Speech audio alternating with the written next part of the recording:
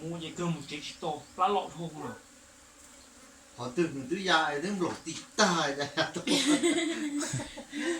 giờ cơm lẩu tì tao lột tôi chơi gì bữa sau thì có hai cha ui lấy cuối chị rồi tiền hết rồi ô thế gì mà không tí đi có dạng có hết này thì cũng lắm mà rồi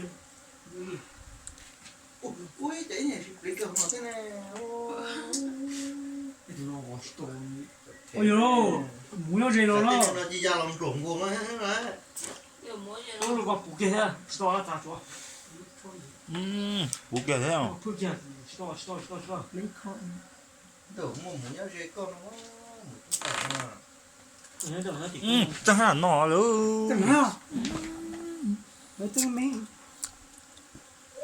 đi ô thế là cái thau mua cái gì chè ta tiêu ra rồi mua ô nó chẳng có rồi nó sợ thì cứ bài mới rồi thì có cái gì đúng rồi chỉ sẽ cho mình ở trong món ngon nhé lúc bà tao vô sầu gì trong bà có chỉ chỗ không cho cái trái bà một số gì tiền ra gì thông gì chứ mà mới là khổ có nhiều đã lỗi trái ba rồi thì có lỗi thì cũng thấy tham bao rồi sẽ ý ở lý cái chuyện lại thôi chị bây giờ mình mua sữa cái gì gì nó còn là bán lò à đúng không ạ tôi sẽ bảo cho các lò nhá nó mà bán những công việc nó không lò ôi yo giờ tung ta ấy yo rong giờ mà số tiền đã nửa nhá ý chồng đó em cho đuôi lùi trong tập ăn các lò nhá nó giờ nó gì thế tôi nên chỉ nó nhóc đời mình nhóc ít thật cả nữa kia hết lò tê số mà nhá học cũ tê số chỉ nhá học cũ thì nhá phát triển đấy nhá thở rõ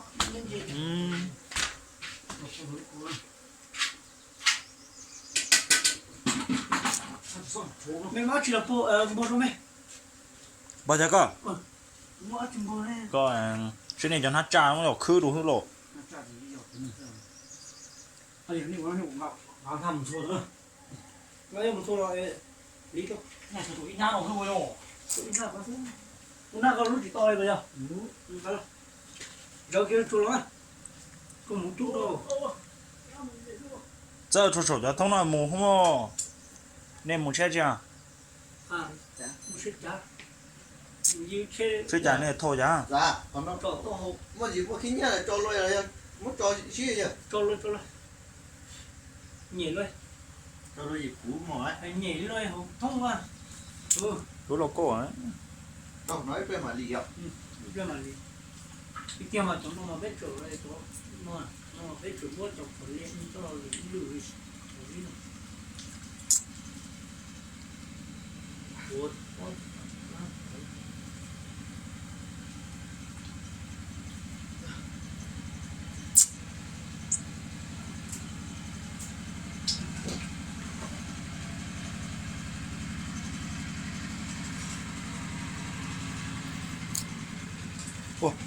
ôi đây cú nó chỉ to cho luôn các cũ mất trên thế này chân nào cho nó chân nào mình nhiều chỗ tớ rồi đó lên từ họ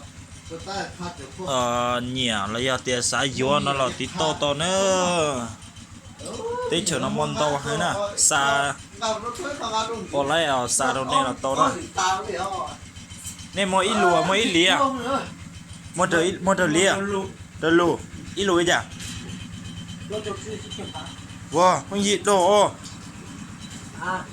ít lùa hay ít lìa bỏ xin tối à dạng chỉ to chúa ít lìa cho rồi ít lùa ít lý cho đua ý lý là lại là ý lý là một cái ý lù thì ôi yo phải xin tao là ít lù chờ ra chỉ lù sổ cái lù mẹ chỉ giờ thì mua bị được cái son nó mà ý lý mà ý lù ta là ý giả rồi giờ thì mua cho được khỏi xin đầu ta tiên ý lý nó mà tổ nữa có bao giờ xin tao nhà tổng trang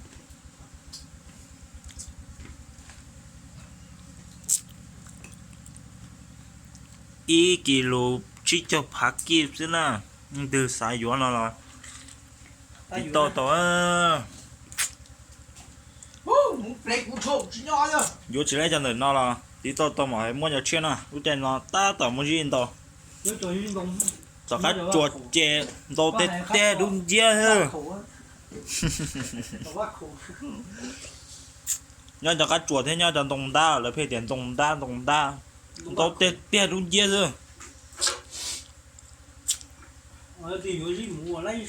cho cái tin là phải mua tổ y phải mua y mò tổ bếp cho hả lô cho kỳ lúa phải cho có món cái lọt chè nên tổ thịt đẹp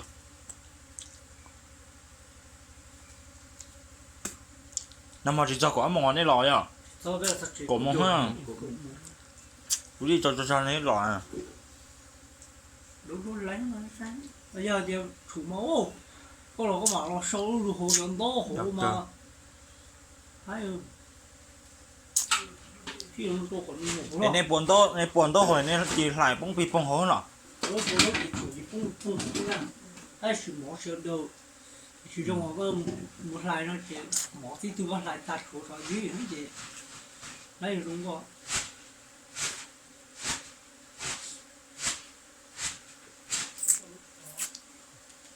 lưu chả bố để mỏ khó tiêu hả gì khó tiêu hả máu nếu như sang học khác có thể là mình nhỏ máu họ số gì kia thì không có số gì duy nữa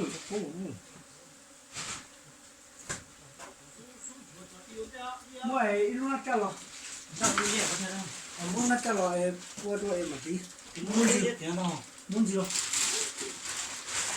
cái lựa một thằng đồ nó để cho bạn mua nè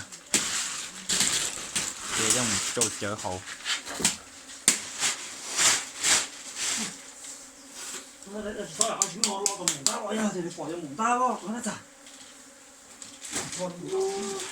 ăn bỏ chú chả vô ta nó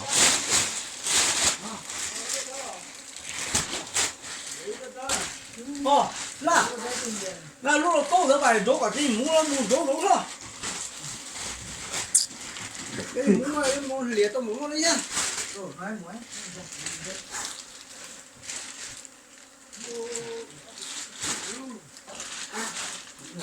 ô 아니요, 8kg chỉ thường nữa.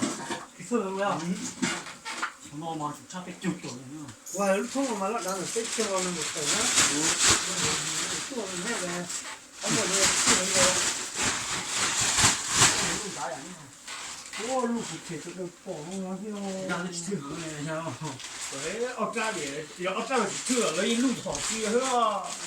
Các cái này nó tổ. Tổ cơ cái chỗ cái chỗ nó cái chỗ mà nó cho nó chỉ là cái chỗ mà nó tổ Có ra là đấy. tổ gì Được, đúng rồi. Rồi. bây giờ ôi nó chẳng cho làm chuôn nó thế chứ lúc thương là tổ sao chỉ cho con là chỉ trả. muốn nói gì vấn đề vấn đề không nói gì rồi hố dư tôi thì cũng có cái Nếu sai cho chúng tôi số to. một tờ lấy lý chú phía lúc kia ta lấy chữ kia sách ta nó lấy lúc lấy lý phía nó chỉ gì nữa một phía lúc kia một chữ lúc kia nữa lý kia chúng ta số phía là Hiểu à? ta chỉ nhớ rồi Khá nhiều phòng một nhiều. ê bỏ Ôi rồi chỉ cho hồi xin ta họ bỏ mũ à họ. ê nhập Nữa. giờ bỏ cho mỏ nó chỉ vô rồi Nó nó tổng nó cái lờ. Nữa hồi tới mới cho cho mũ nữa. năm tổng Nó tổng nó chơi gì quá. Cái đàn đó thì khơi một cái huy tại nó phòng một thì có là bắt chuột. Đã chúa hay dùng chiều nó tổng này chứ. ba không biết Nó mà cái chữ gì ấy. Mình phải học ca thêm mà. đồ thịt tiêu Làm chế ở cho hết. Nếu chỉ trâu thì mua cũng chưa sao bài kéo giờ hay gì. Nó trâu thì cũng khá. Nó trâu luôn á. phải cho nó tiền bỏ áo nó gì cho nó biết cho chơi hổ á Con kia luôn á. Tỏ. đồ thịt tiêu Thôi được. Rồi, cắt ra. muốn chơi luôn Ô, ca lúc giờ. ô phiền của 云朵丢，哥，啥鸡蛋？啥苦西了？猪猪，那个木里个让人丢呢？哎呀，鸡在这种啊，吹着真多啊，他把一杯上，拿过来。cơ cho这那几块？ rồi cho nó rồi có chữ lìa lìa 我一人上比较。 chỉ mua ai nó biết sai khó thì bật ra đó. chỉ mua chói ở ngoài chói nhỏ mua nó còn liêng á mua còn liêng mà lìa ôi chói nhỏ không mê nè có thôi như thế này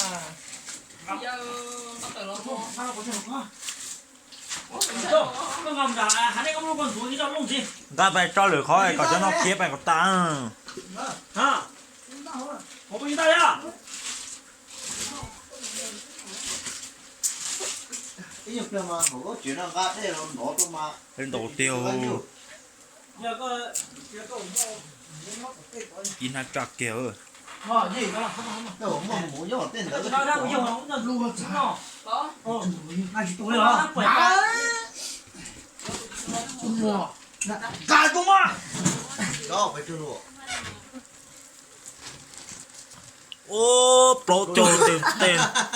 giờ luôn mua lý giờ nó giờ mua cái đó Bây giờ chua, tờ, chua khi, đâu có giờ nó tập nó nó trâu hả của có chua ha. có trâu 刚刚那个就说做上底啊，弄上用上了。 tiêu ôi呦知道đi tiêu Đã thì tiêu thì tổ tiêu. Ô, ôi cũng chơi trả luôn hai giờ mà chỉ hai. đó hai cái chỉ chịu lũ thứ hai buổi à không có giờ tới chỉ hai Sai tiền luôn ngồi phải luôn nó. cả lấy cả mới nó chặt đó Chả chưa phá. Nó mới này nhung một hạt ta cái gì cứ à. Chỉ chụp lỗ luôn. chờ mua muốn tuấn nó sao tuấn nó Ô, chắc là chỉ số. Gì, trả cho là gì? Ô, sao vậy đó to. Thả khôn chiêu.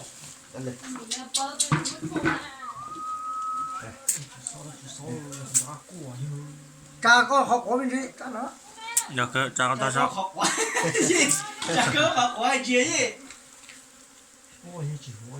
hú cơ Chỉ hai đứa